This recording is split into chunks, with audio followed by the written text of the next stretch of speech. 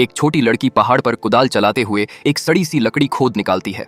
वह अपनी माँ से कहती है कि यह कोई साधारण लकड़ी नहीं बल्कि बहुत ही कीमती औषधि है।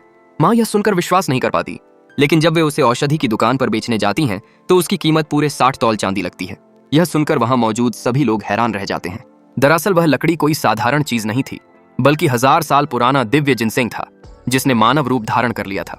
पिछली रात माँ पहाड़ पर जड़ी बूटी खोदने गई थी, तभी उसे इंसान के सिर जितना बड़ा जिनसेंग मिला। वे बहुत खुश हुईं और सोचने लगीं कि अब अंधे पिता के इलाज के लिए पैसे मिल जाएंगे। लेकिन जैसे ही उन्होंने थैला खोला, वह खाली निकला। अचानक थैला हवा में उठ गया, तेजी से घूमने लगा और चमकती रोशनी बनकर अलमारी में जा समाया। अलमारी खोलते ही तेज सुनहरी रोशनी फैल गई। अंदर एक छोटी लड़की ध्यान की मुद्रा में बैठी थी। उसके पैरों में बंधी लाल डोरी देखकर मां पहचान गई, यही वही दिव्य जिनसेंग थी। लड़की ने पिता को देखा और जाना कि वे बहुत पुण्यात्मा हैं। वे पहले देश की रक्षा करने वाले वीर सैनिक थे। डाकुओं से लड़ते लड़ते उन्होंने गांव वालों की रक्षा की और उसी में अपनी आंखों की रोशनी खो बैठे। इसी पुण्य के कारण दिव्य जिनसेंग ने इस परिवार की मदद करने का निश्चय किया। अगर वह इन्हें संकट से बाहर निकाल दे तो वह पूरी तरह मानव बन सकेगी। तभी एक साहूकार दरवाजे पर आ धमका। इलाज के लिए ले गए पुराने कर्ज को उसने बढ़ाकर 50 तौल कर दिया।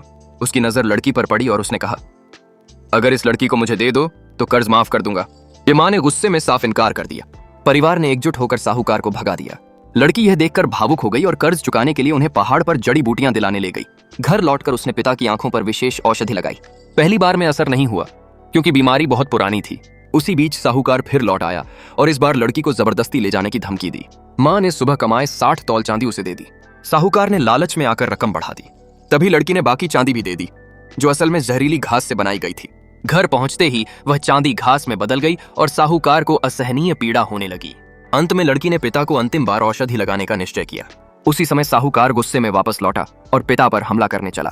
तभी लड़की बोली, पिताजी, मैं 3 तक गिनती हूं। 3, 2, 1।